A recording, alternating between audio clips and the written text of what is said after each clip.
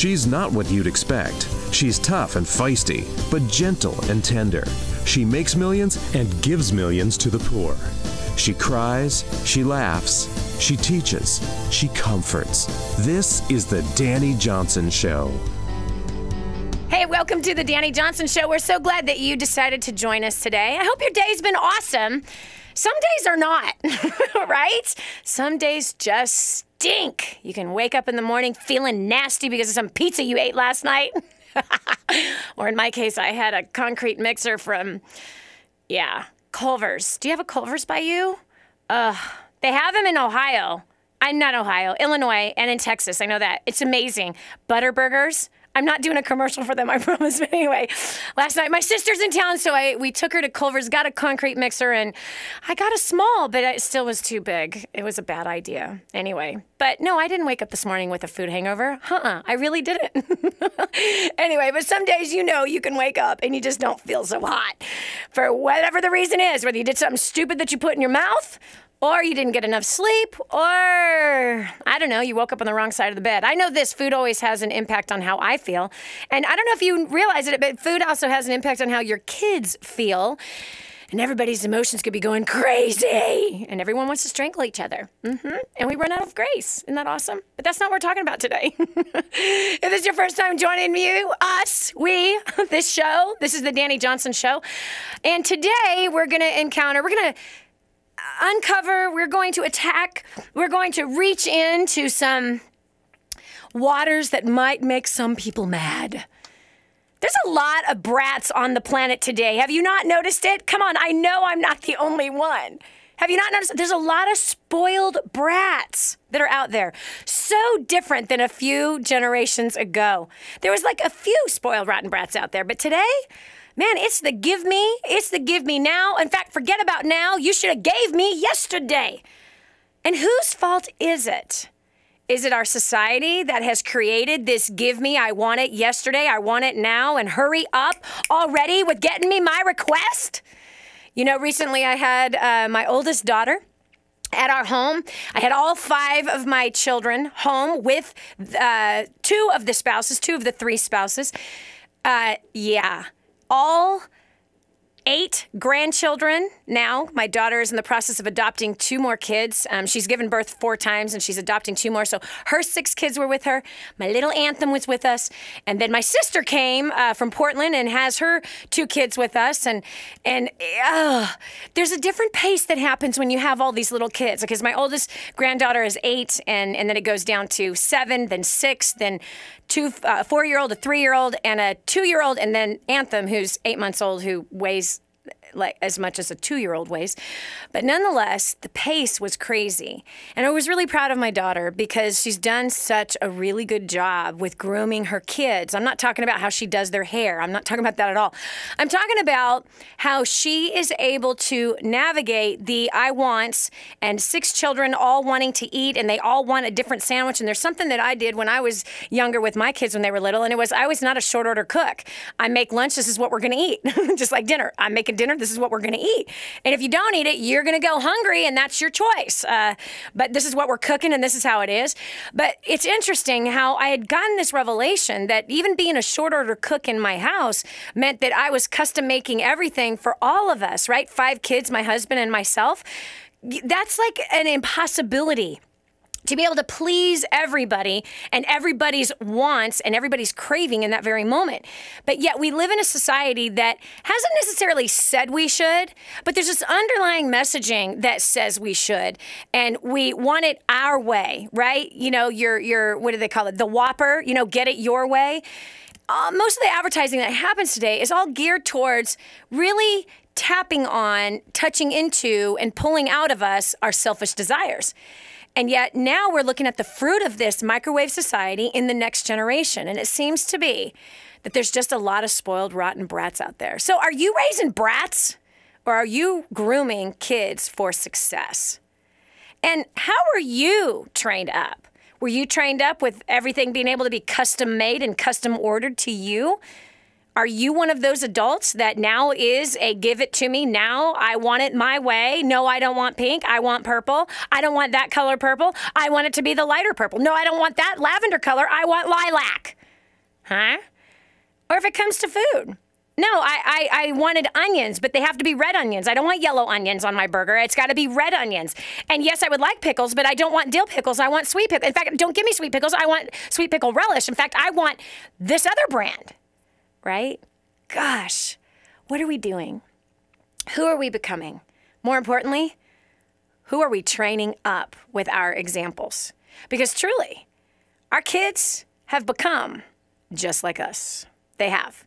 And I love it when I hear parents and adults say, oh, kids these days, oh, this generation, oh, I can't believe they're just, I want.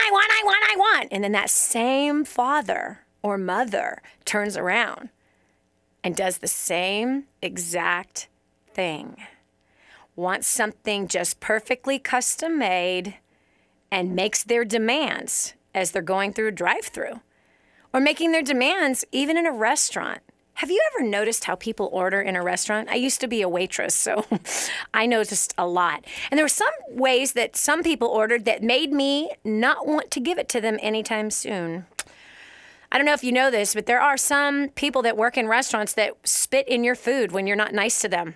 They do. Oh, yeah. They'll purposely even grab a hair out of their head and stick it in your food. And there are some that would chop up a cockroach and serve it within your salad. You can't tell the difference because there's beets and all these other dark things and raisins.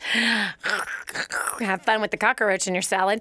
Yeah, because some people, they do. Some people are rude at restaurants. And even kids are rude at restaurants. Where there is no please, there's no thank you.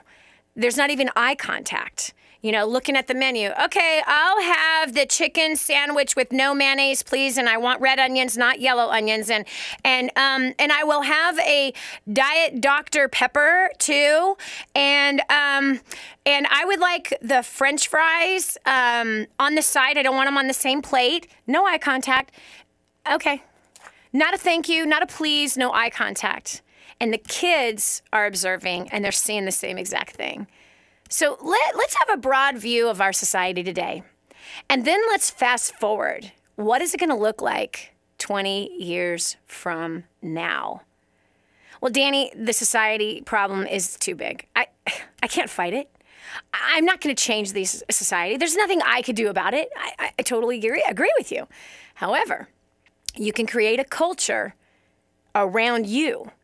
The culture that's in your home, the culture that's in your workplace, the culture that's in your car.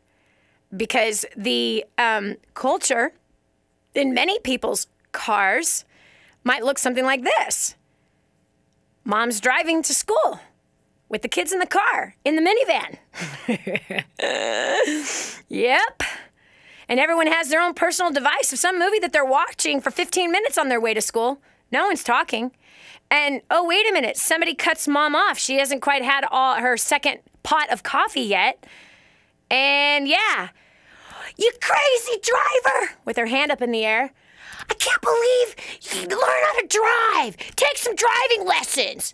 And here goes the kid. Yeah, man. Wow. They're watching us. We're training them. And if we are gimme now adults, then we are training up spoiled, rotten, give-me-now brats. You don't want to do that, do you? So if you disagree with me, call me. We're going to have this discussion together because this is not a one-way conversation. 844-200-3264 is the number. Again, that's 844-200-3264.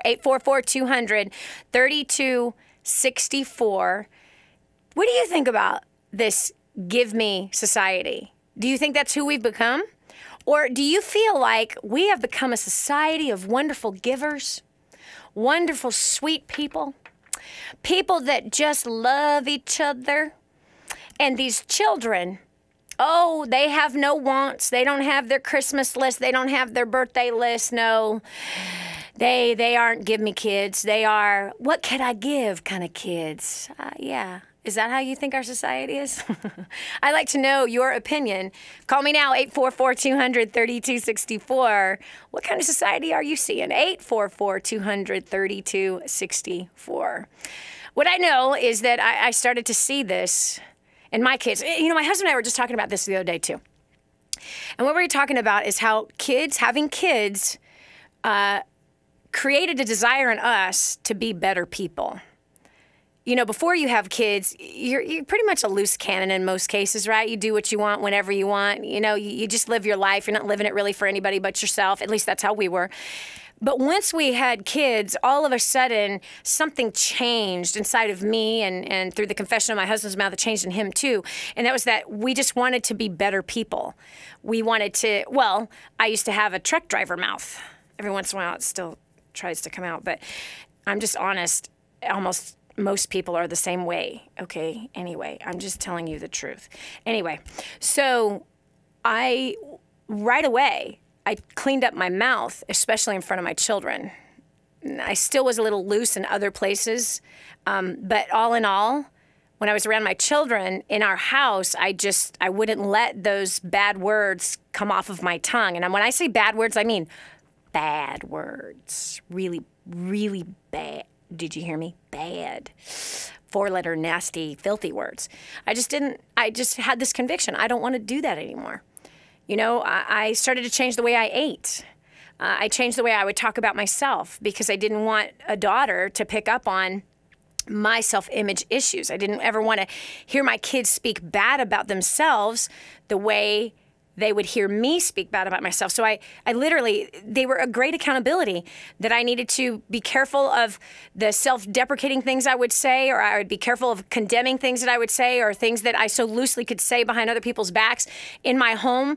I all of a sudden, I shouldn't do that. I don't want to do that. And so my kids really, I don't know, the kids in our house just made me want to be a better person. Have you found the same for you?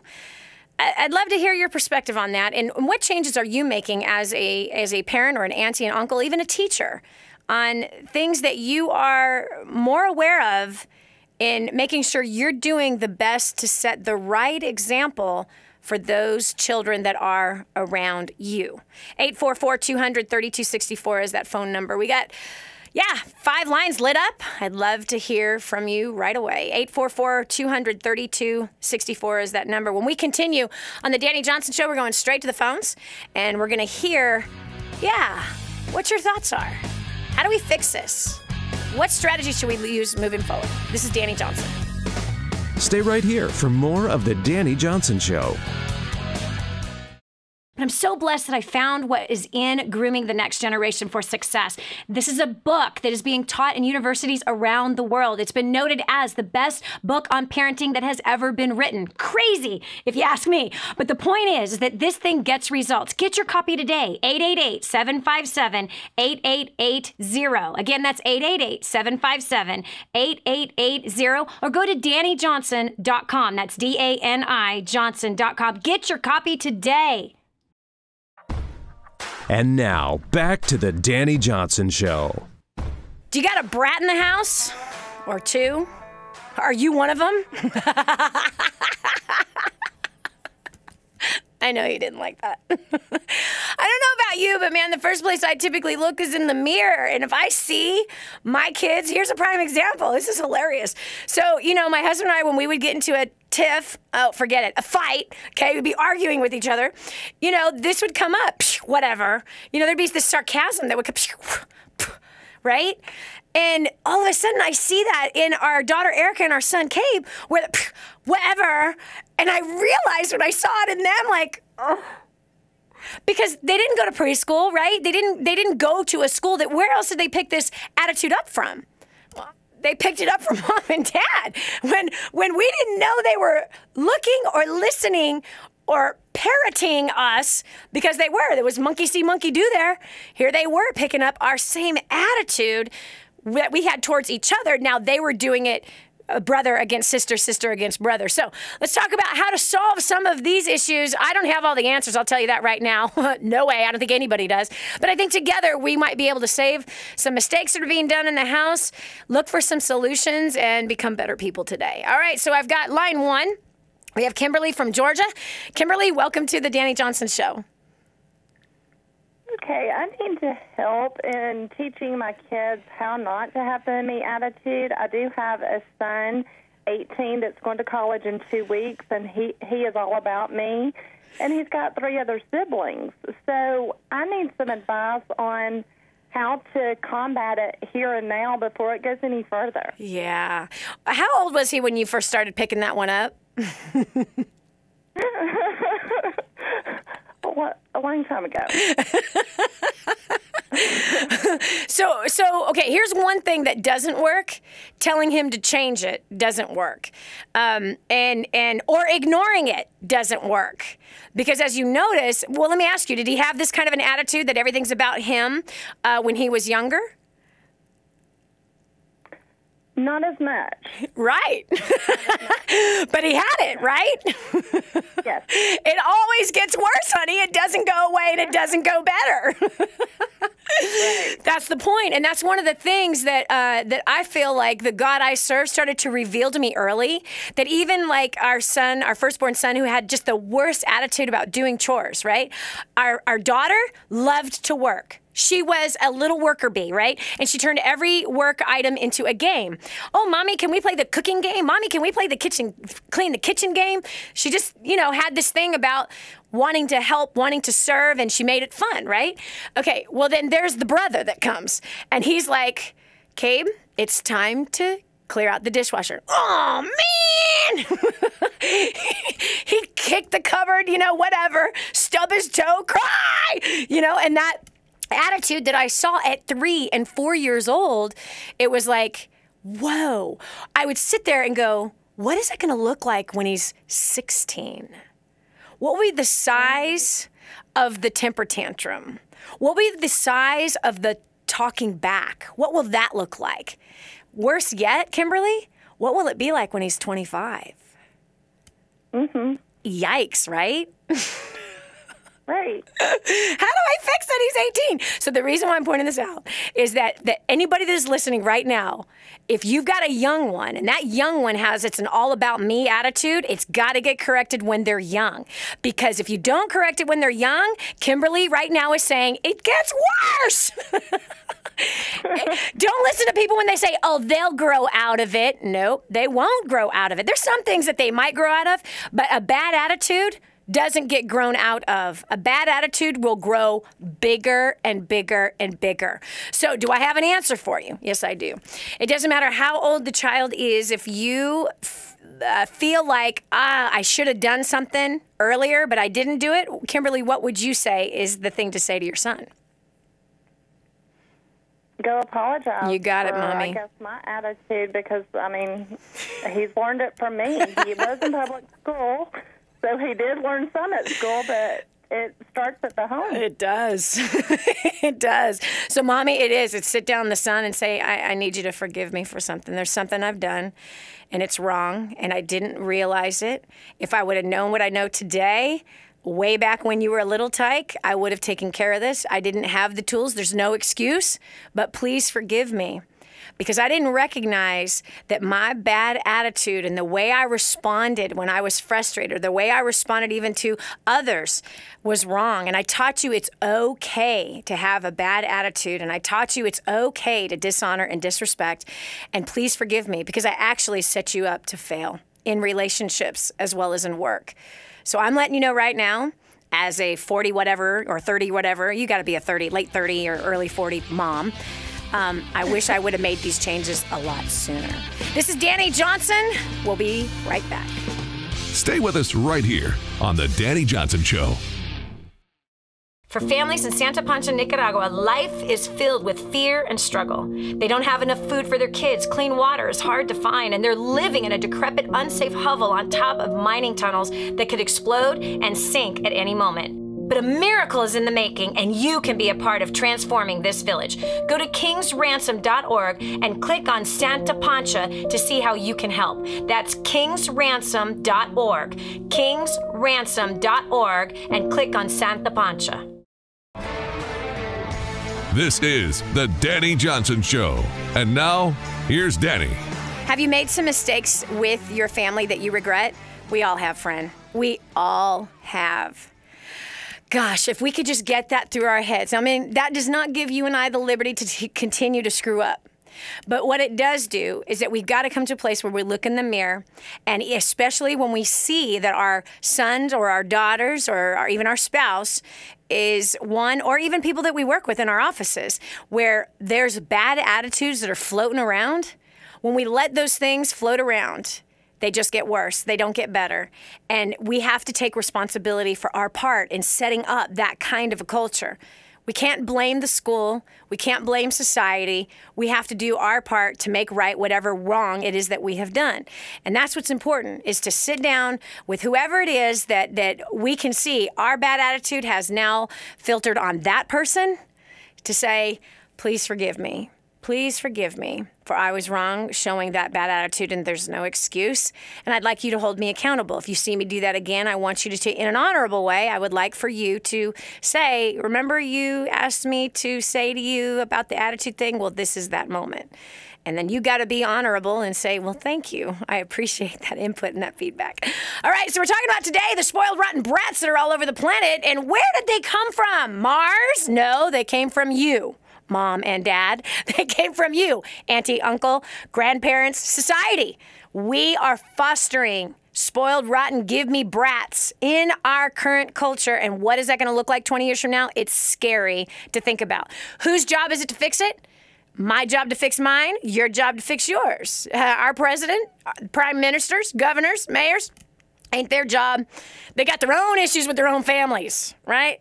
But we got our own that we have to deal with. So we're taking your call now, tackling the issue of, man, how do we foster more how can I give, how can I help, how can I serve you attitude inside of the next generation instead of I want now. All right, let's go there. Going over to the phones. By the way, the phone number is 844-200-3264. If you've been able to foster a good heart in a child, we want to hear your secret. If you have not, and you've got a little hellion on your hands, or you got 12 of them in a classroom, or that you birthed, well then, by golly, friend, now's the time to call. I'm not an expert in that area. What I can tell you is that between the two of us, we might be able to solve something. All right, line 2, we've got Tiffany from Virginia Beach. Tiffany, welcome to the Dani Johnson Show. Yes, Dani, I have a question for you. I have an 11-year-old daughter whose name's Justice, and we're going through a lot of hard times. The background story of us is I was in the military for 8 years, wow, and I couldn't be with her for 7 of the years because I was unaccompanied duty overseas. So my mom and dad were going through a divorce at the time, and I wanted my daughter to be in a stable environment, so I let her be with my ex-husband, well, soon-to-be ex-husband. We're legally separated, have been for a long time, his mom, because they had a stable relationship. However, I didn't realize some of the I guess I'm very nice to people, and people are nice to me, but I didn't realize some of the issues within the house. Right. And I had a lot of things to break from Justice, like she wouldn't eat what I would feed her, even though it was good food. They had fed her some really bad food, and I had to pretty much make her eat. One time she decided to eat all of her peas, and she hates peas, and then go to the bathroom to spit it out, but I caught her because I was like, I know what she did. Wow. Like, I don't know how I know that, but I just knew it. Right. But I had to break a lot of things with her. Like, she was a give me now type of little girl because she was spoiled. She had gifts coming from me, from overseas, gifts from all sides of the family, because they have split families. My separated, soon-to-be ex-husband, her family is separated, not a complete family, kind of like generational curses and stuff like that. And but basically, she just, I had to break her of a lot of things, and it was hard, but I knew that I had to do it now because she's only impressionable for so many years. Yep. And I did it. It was an uphill battle, but she had went to go see the grandmother for that summer. She came back, and she was unhealthy. I don't like to say fat or overweight in my house because when I was growing up, I had a lot of confidence issues, and my mom and dad would try to use reverse psychology on me and tell me I was fat, and I wasn't, and I had an eating disorder. So I knew that I didn't want that for my daughter. So, Tiffany, what's your question? What's your question with your daughter right now? Just, like, as far as with all of this that I'm telling you, she hasn't been able to talk to her grandmother, and she's been really depressed. And just, you know, it's been hard for me to kind of just be loving to her because I was away from her for so long. Yeah, and yeah. I guess just my question. Well, is and not only that, but now she's 11, and we're going to see body changes and hormone changes that then magnify the attitude issues and magnifies the depressed feelings. Tiffany, I don't think you're going to like what I'm going to have to say, but I just have to tell you this. Number one, almost all families have issues. That's just where we're at today. Yeah. Even on the outside looking in, the perfect marriages, there's no such thing as a perfect marriage. Perfect in the Bible, that word actually means complete, which means until death do us part. That's a perfect marriage, one that was completed until death do us part. We have such a fantasy mindset about marriage, about couples, about families, and we can thank our wonderful media for that, right? We can thank Disney for that. These images that went into our heads, that our parents really unknowingly realizing that we were being programmed to think things about God, think things about marriage, about relationships, about money. We were literally programmed through the movies and the cartoons that we would watch. And the kids today are being programmed for so much violence also, as well as self-image issues. I mean, it's just none of it is healthy that I see through the television today. I'm sure there might be one or two. I'm not aware of them. It's all a disaster. But the fact is that because of this fantasy idea that we have about family, when ours isn't perfect, we want to run. When ours isn't perfect, we then want to leave and we want to go find the perfect one because that's what Disney said to do, right? You keep going until you find the right one. And so what I'm going to recommend to you is this. I have been in counseling and out of counseling for almost 20 years. Yeah, 19 years. Coming up this October 4th will be 19 years when I started with a counselor. And off and on, for all of these 19 years, I've been in counseling. My husband and I are counseling right this very minute, and I'll tell you why. We don't know how to handle this new stage of life that we're in. We reached a 20-year wedding anniversary mark, 23 years living together, being together, and our kids have now, three of them got married, right, and 2 of them have their own kids. We each other did not know how to manage that. We didn't know how to handle that. And so the Bible's clear that we should always have wise counselors in our life. And the Bible also says, and not that I'm preaching at you, but I'm just telling you what's spoken to me and what made me weigh my ego with my goal of having a healthy marriage, because that's my goal. I want a harmonious, healthy, peaceful marriage. If that's my goal, I got to weigh it up against my ego. And ego will say, don't ask for help. Ego will say, don't get counseling. What will people think of you if you hire a counselor to walk you through? And you should know how to do this all on your own. That's a bunch of baloney. You don't know how to do it on your own. None of us know how to do it on our own. And if we came from bad pasts, if we came from a broken home, if we came from a place of being molested, or there was any violence or alcoholism or drug, or dad or mom was a workaholic, or in your case, mom is gone. These are separation issues. These are rejection issues. And they're going to be magnified in your daughter the older she gets. And so the sooner that the 2 of you go through counseling, because Tiffany, you don't know how to handle this. And guess what? You're not lesser of a mother. You're not lesser of a mother because you don't know how to handle this. The Bible tells us really clear, older women teach the younger women. Older men teach the younger men. It shows us that we are supposed to be taught by those who've already walked through the seasons that we're walking through right now. And of course, we always want to look to people that have a pretty good track record, a better track record than, let's say, someone that doesn't. But you're not always going to find that. And so it's really important that you weigh your ego with your goal. Your goal being you want to have a healthy relationship with your daughter, and you want to see her healed. You want to see yourself healed. You want to see both of you whole. You want to see both of you succeed. You want to have a loving relationship. You got to weigh that with your ego. And if your ego says, I can figure this out, she's the problem, everyone else was the problem, I don't have the problem, girlfriend, humble yourself and do the right thing, as I've had to do the right thing. And I have again and again through each season of my life been in counseling saying, help. How do I do this? Because the examples I grew up with stunk. They stunk. My parents beat the snot out of each other. I was molested. I was emotionally abused, verbally abused. We were ignored with the television. My parents did all kinds of drugs. I mean, talk about neglect to the nth degree. Then it turned out that the guy that raised me wasn't even my dad, so I was lied to my whole life. At 18, I meet my biological father, who gave me up for adoption because I wasn't a guy. Awesome. Issues? Girlfriend, I got issues.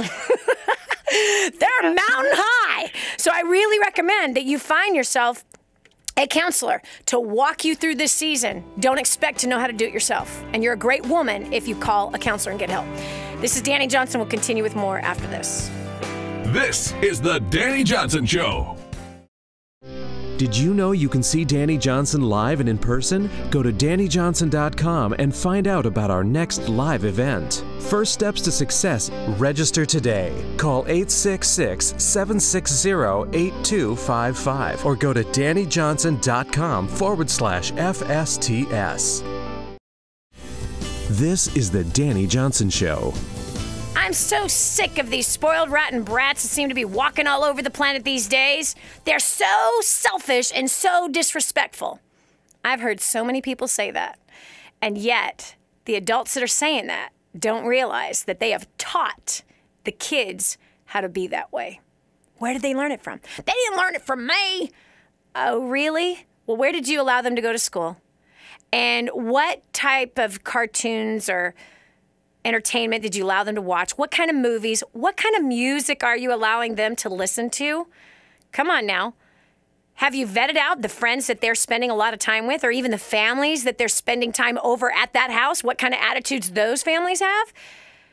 At the end of the day, you and I are responsible.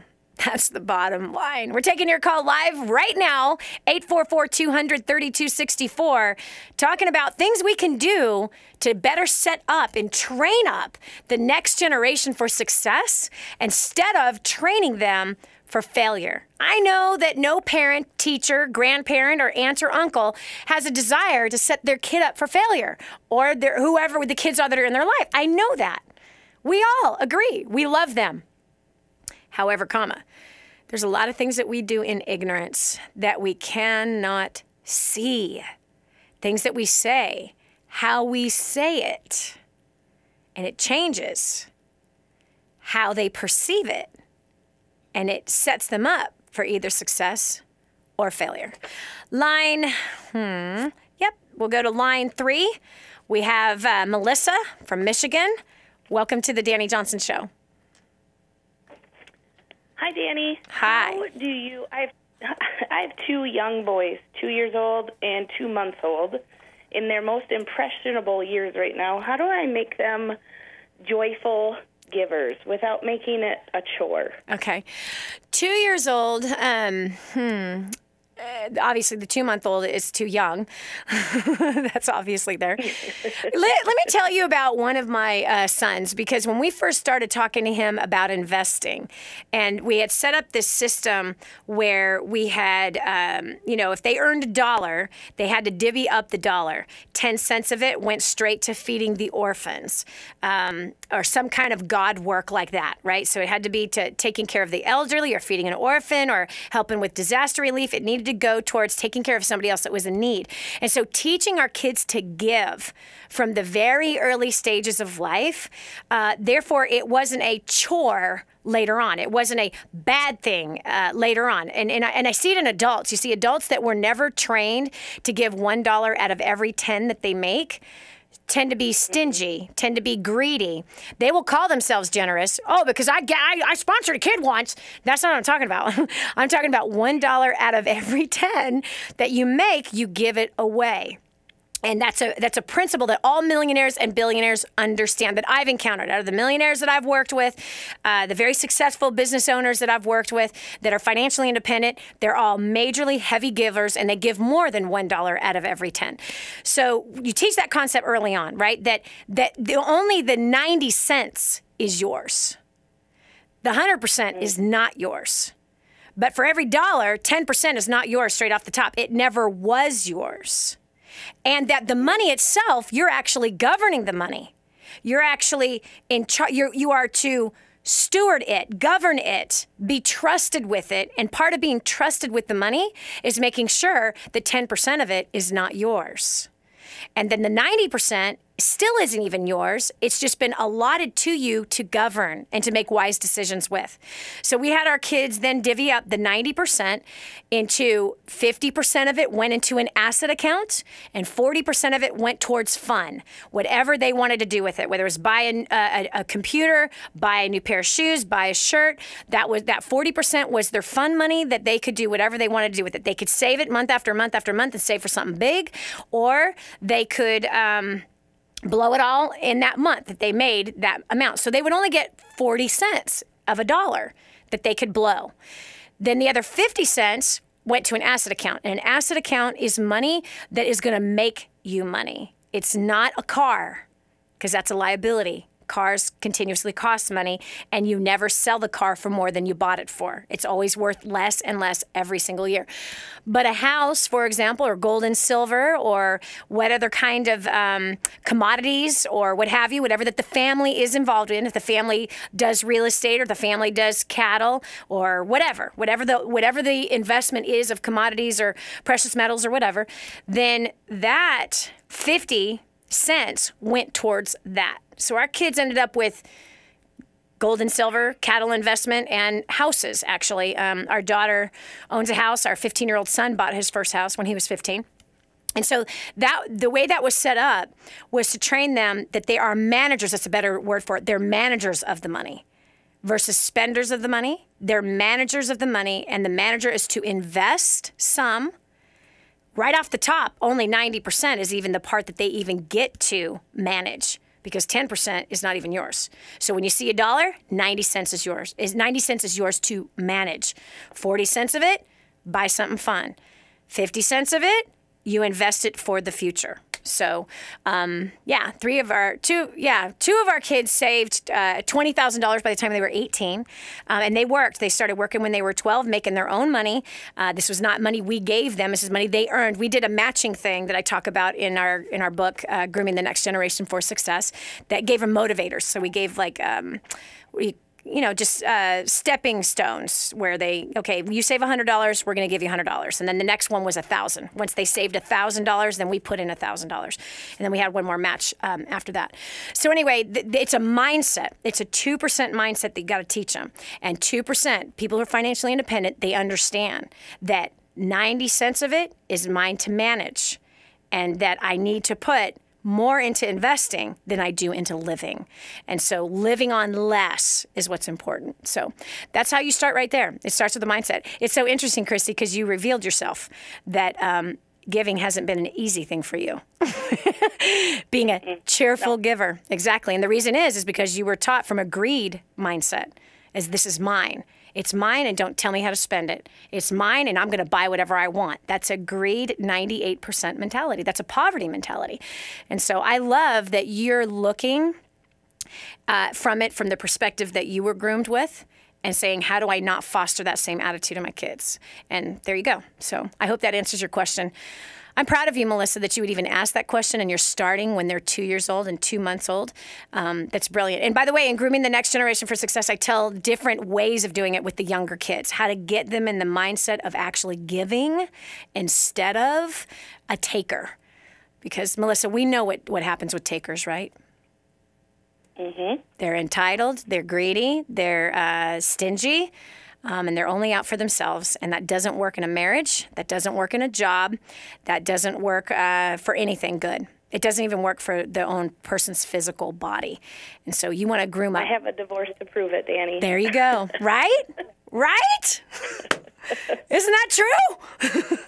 Yeah. Right on. Yeah, it is. It doesn't work. It's two selfish people coming together saying, give me. It doesn't work. It's a disaster. It's a total disaster. I'm proud of you, Melissa. I'm sorry that you're divorced. I'm so sorry that had to be such a painful, terrible experience. But you can change what goes into your kids. You can change how you form their mind. Going to First Steps, I'm remarried to an amazing man that has helped me, have these 2 children. So we're trying to do things better this time. I'm so proud of you. You have Grooming the Next Generation for Success, right? Yes, I do. Good job. Because there's some, I don't know, I guess our office like ran some kind of promotion. There's the home study course and something about conflict resolution. There's this whole bundle with a crazy discount that's on it and a bunch of bonuses and stuff. So wanted to make sure that you already had at least part of that thing. But check your email because it's in your email box. And I'm proud of you. Congratulations on that new relationship and those 2 kids and looking for great solutions. This is Dani Johnson. We're talking about ways to train up the next generation so that they don't end up a bunch of stingy, greedy, give me now, divorced people. I'm not saying all divorced people are divorced because of that. Don't put words in my mouth. What I am saying is Melissa just said that's how she ended up divorced because she was that person. All right, so we've got up here, Kenya from Miami, Florida. I love your name. It's such a great name. Hi, Kenya. Hi, thank you. You're laughing. Thanks. How you doing today? Very good. What can I do for you? Something with my name. I don't know what's wrong with my name, but everybody's saying the same thing. So It's gorgeous. I'm a blessing to that. Yes. What's your question? Here's my concern for today. I have a daughter. She's 15, and she's getting this attitude every time that I told her that she cannot go out with some people that she asked me to go. Or movies or mall or boats or whatever she want to do. And it's some people that I don't trust because I don't know them. Yep. And just because she thinks that she knows them, she thinks that I can trust them. Yep. And she's getting mad at me. And I told her, no, you're not going to these people, to this place. So we're having a good relationship. I'm a single mom, and I always having a good relationship with my daughter. But now we're just getting this fighting things with her. Yep. I have got an answer for you, Mommy. First of all, gosh, there's so many things I can speak into this right now. But Kenya, there's something that's really important that you, at this stage, especially at 15 years old, and there's a conversation that you need to have with her. And the conversation, I wrote about it in Grooming the Next Generation for Success. It's the difference between protection versus control. And there's a big difference. And my husband actually was the one that taught me this. It was crazy, this revelation that he gave me. And here it was. Our daughter was only 11, and she asked if she could go on this camp out with one of her sweet little girlfriends. And her sweet little girlfriend, I know the girlfriend. I know the parents. In fact, the parents were a customer of my husband's. He had an internet service that he provided people.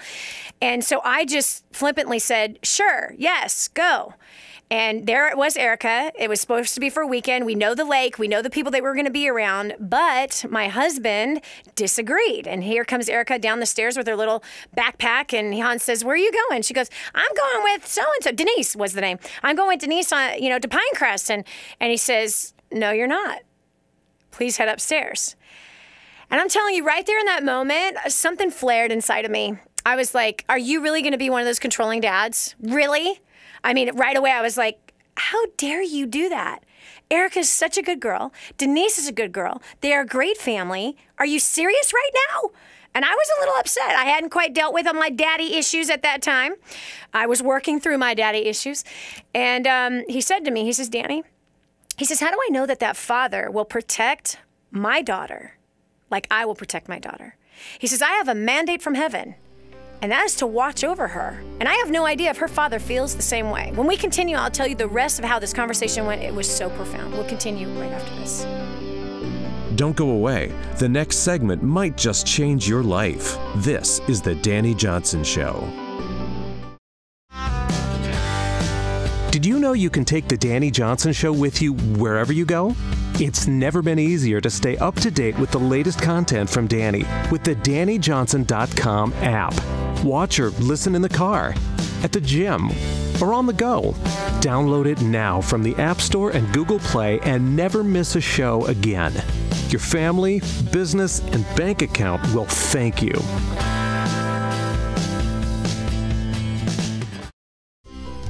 And now, back to the Dani Johnson Show. So there I am. I'm getting upset with my husband because he told our daughter no, she couldn't go after I had already approved this little camp out weekend with another family. And right away, what bolstered up inside of me was, are you totally going to be controlling and be like my dad? I had some daddy issues that I've obviously worked through. So the bottom line was, he said, I have no idea if Denise's dad has the same conviction I have and I have a mandate from heaven, and that is to protect my little girl. And he says, how do I know that he is the dad that when these two 11, 12-year-olds go to him and say, can we go bike riding around the lake? That he would say yes to that. And that he would let them go, two 12-year-olds, 11-year-olds going around the lake. And how do we know who else is at the lake? People come in from out of town. How do we not know that this father wouldn't be on watch to see if these girls are sneaking out of the tent? He says, I cannot put that kind of responsibility on another father. My job is to watch over her, and I don't have enough information about that father to know whether or not he'll protect her. I'm telling you, Kenya, right there, I began to cry. And I had to ask him to forgive me for judging him for being a control freak. And he said there's a difference between protection versus control. And this is not about control. This is about protecting her. So he calls Erica back down the stairs, Kenya, and he explains the same exact thing to her that he just explained to me. Her eyes filled up with tears, and she said, thank you, Daddy, for protecting me. And she had the most profound attitude. I was floored because, see, I wasn't protected as a kid. I was controlled as a kid, but I was not protected. The man who was supposed to protect me violated me, beat me, verbally abused me, emotionally abused me. But here was my husband who had a great understanding to protect his family. So she respected him. So here's what we do now with the 15-year-old. What their attitude is to your answer proves whether or not they have the maturity to conduct themselves with those people. So even when Erica at 15 would come and ask questions like, can I go to the dance or whatever, depending, and here's what she'd say, whatever you two decide, I am absolutely cool with. I am not going to attach myself to the answer yes. Whatever you say, I'll honor and respect it. And that was always a test. So if we came back and we said not at this time, she's like, okay, awesome, thank you. And if she had a good attitude, that proved, all right, maybe next time we'll trust her to go. But if she threw a fit and argued, dishonored, and disrespected, that just proved right in that moment she was not ready to manage the freedom of being at the movies with friends or at the mall or whatever, or whatever it is that she went to the dance, to the ball game. So you let her prove to you based on her response when you do say no. And what's important that you don't do, Kenya, what's important is that you don't say no because I said so. Because Kenya, that didn't work with you and that didn't work with me. So when parents say, do it because I said, I'm your father and that's the final and that's how it goes, don't ask me any more questions, that provokes rebellion. That does not provoke someone wanting to obey, a willingness to obey. It just provokes hardship and rebellion. But if you sit down and you honor her in an honorable way and you explain where you're coming from and that her response to your answer will tell you, and the days to come, if she has a chip on her shoulder about it, it will tell you whether or not she was mature enough to manage herself in the setting in which you have said no to. So it's about building trust with each other, especially with those teenagers. I hope that helps, Kenya. Again, that's what we did. It doesn't mean we're perfect. It doesn't mean we've done it right every single time by any stretch of the imagination. And it also doesn't mean that my husband or myself hasn't had control issues even after that. Because, yeah, when the kids decided they wanted to go get married and things like that, everything inside of us wanted to go, wait, hold on, please wait. Okay, and, Mom and Dad had some failures through these last couple of years. Wow, have we ever. Anyway, it's all right. We're going to work past it. It'll be good.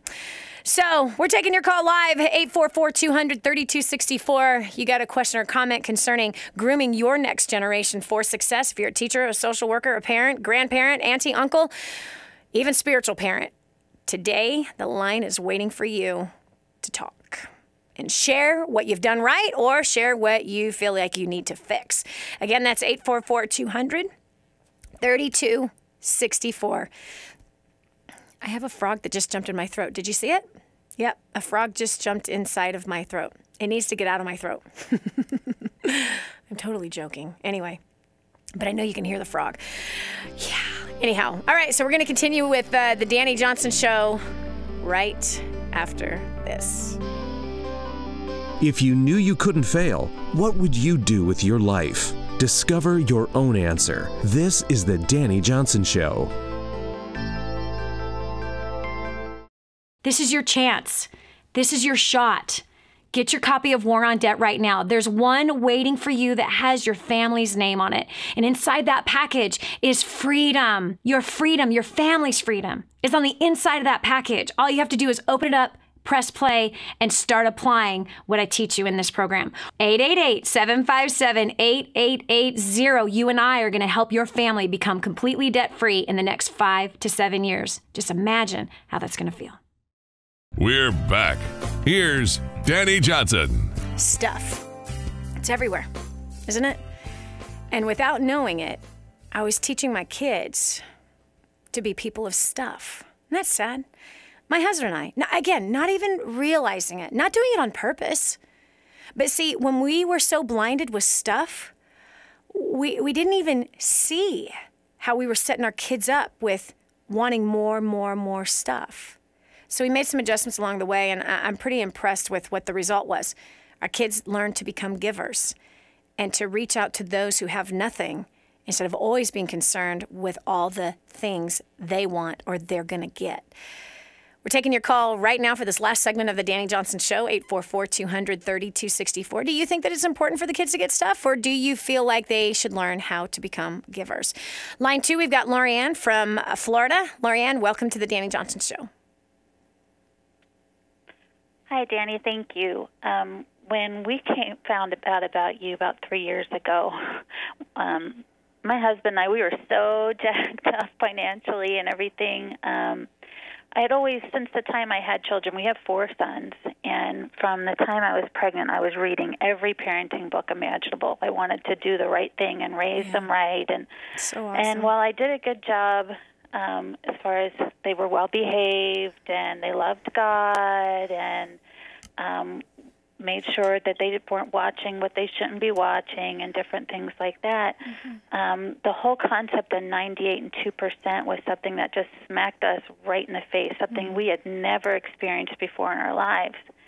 And so as we started unlearning all the stuff that we had done and all the mistakes we made, we plugged our boys into the expert along with us.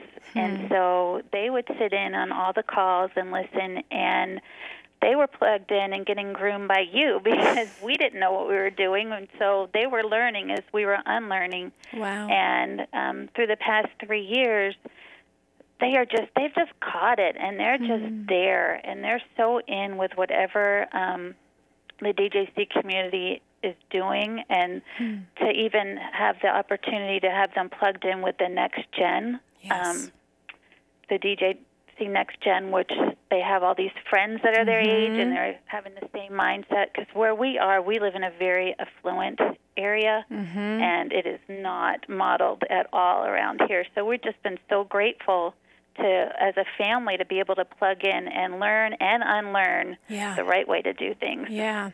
You know, I think a lot for us parents, it's unlearning for us. And the kids are sponges. You know what I mean? They're just complete sponges. They want to learn. They want to be successful. All kids want to do good. They want to please their parents. They want to succeed.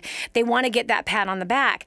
And us parents, we come with all kinds of baggage. We really do. Even if we grew up in Leave It to Beaver household, which there's very few ever out there on the planet, all families have challenges. All families have trials. All families have issues. And when we go through trials, we get to see what we're made of. And sometimes it's not very pretty, as it's been in our home, that, you know, we're not very pretty when we get pressed.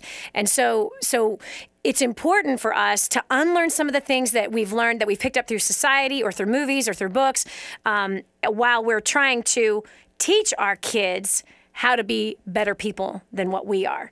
And it's a challenge to model both of those things out. But I'm really proud of you and your husband that you were that mom that when you had your children, that you were buying parenting books and you were doing everything you could to try to train them up for being honorable, being respectful, and that you didn't stop there. You didn't go, oh, my kids are honorable and respectful, I'll stop right there. But you continued to learn and you continued to grow. And I'm so happy to hear that grooming the next generation for success really helped you guys, and teaching your kids how to think financially. And that's huge. I mean, don't you wish you had that kind of training when you were young? Oh, yeah. Right? I tease all the time, and I say, Mommy was the poster child of the 98%. Yep. Yeah, me too. Me too. Whether we grew up in an affluent, wealthy house or we grew up on welfare, both sides have a poverty mentality if they're not becoming in that 2% and learning to be investors and be wise with money and not showing their wealth. But it's not what you show, it's what you don't show when it comes to wealth. Thanks so much, Loriann, for your comment. We also have our last caller, Joanie from Alberta, Canada. Welcome to the Dani Johnson Show. Hi, Dani. This is Joanie in Alberta. And I just wanted to share really quick that kind of similar to Loriann, prior to plugging in, I thought I did all the things right with my kids. We actually were raising spoiled kids, and we didn't even realize it. But after my husband and I went to one of your trainings, your seminars, and we realized you were giving back to the orphans. At the time you were helping to build an orphanage in Belize.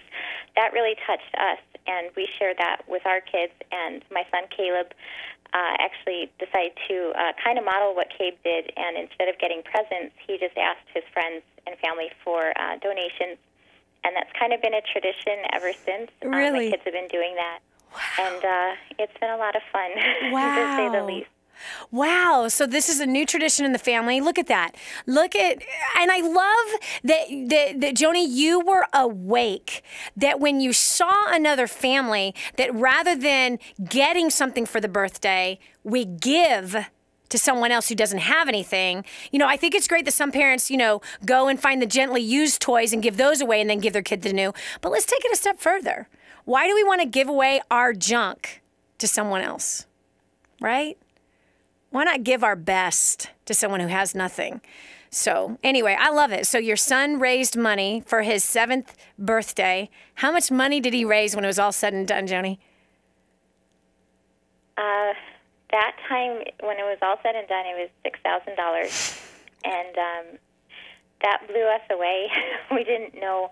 And we didn't, we didn't come from a lot of money. We just kind of took, you said prosper where you're planted, and we did, and he just used his influence to just kind of shout it from the mountaintops. He was so excited and so passionate about being able to do this, and it's just been so many things that have happened since then. He raised money again. We actually, we kind of sat down and brainstormed last Christmas time and said, hey, look, if you can do this on your own, would you want to do it with friends? So he did, and we invited other friends to be a part of it, and that kind of snowballed. We actually had Miss Leone come visit us from all the way from Belize to meet with these kids that were partaking in getting less presents and giving back. And we raised the kids raised another, I think it was $3,500 at that point. And even just last weekend, I swear they get addicted to it. They love doing it. And they love giving instead of getting. They love it. Yes. Joanie, I'm so proud of you. I'm so proud of you. I'm serious. This just really blows my mind that you have made this a family tradition. It's been a family tradition of ours as well. And it's amazing that your son is now recruiting other kids. Look at this influence, right? A kid, 5, 6, 7, 8-year-old kid who has the influence to say, I don't want any gifts for my birthday. I just want to give for my birthday. So whatever money you'd spend on me, please just give me the cash, and I'm going to give it to these orphans. And now he's getting his friends to do the same exact thing for Christmas and their birthdays. That's a world changer right there, because he changed the world of those other kids. His world has been changed. Your world has been changed. Other worlds are being changed as a direct result. Hey, this is Dani Johnson. Thanks so much for joining me today. We will be with you tomorrow with another intriguing topic that makes you go, wow. Have a great day. We want to thank you for listening to The Dani Johnson Show. We hope you found inspiration, answers, and hope to renew your happiness in life and learned how to make the most of today and tomorrow.